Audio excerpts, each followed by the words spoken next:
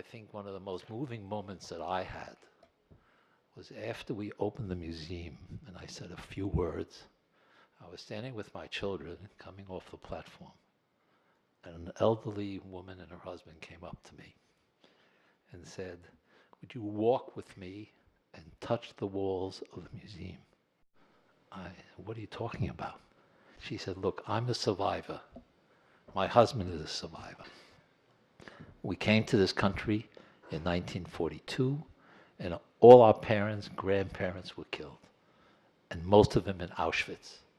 And I have no tombstone.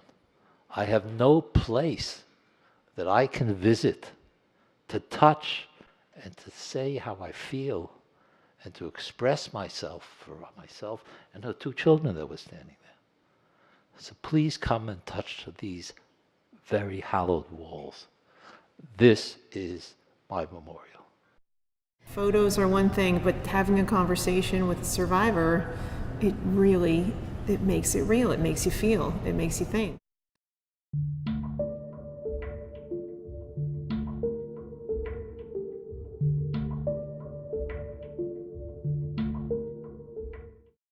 What do you remember about the war? Well, of course, it was different when I was little and when I started to go to school. What makes you happy? Well, I always wanted to create a family, and I was able to do that. I always dreamed of a place for Holocaust survivors to be able to come and see for themselves that their story is being told, their legacy is being passed down. Hi, I'm Julia. I'm 10 years old. Pleasure meeting you, Julia. What was your childhood like? Well, I lived in a small town in Poland. I came of a family of 8. Oh, wow. That is 6 children. What was bad about life was anti-Semitism. I remember. It happened yesterday, or eternities ago. A young Jewish boy discovered the kingdom of night. I remember his bewilderment. I remember his anguish. I remember he asked his father, "Can this be true? This is the 20th century, not the Middle Ages. Who would allow such crimes to be committed? How could the world remain silent?" And now the boy is turning to me.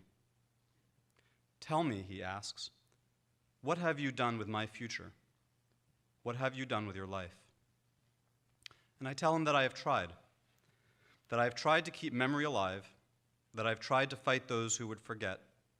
Because if we forget, we are guilty, we are accomplices. The Temple Emmanuel Choir will sing Ani Ma'amin as 36 women survivors of the Holocaust light memorial candles.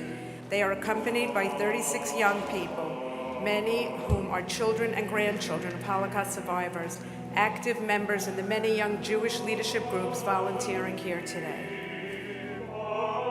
We are not alone. We are a community united in grief for the ones we lost, a community united in gratitude for the survivors who have survived, and united in our commitment not only to remember, but to share our memories with each other, to share our memories with the next generation, and to share our memories with the world.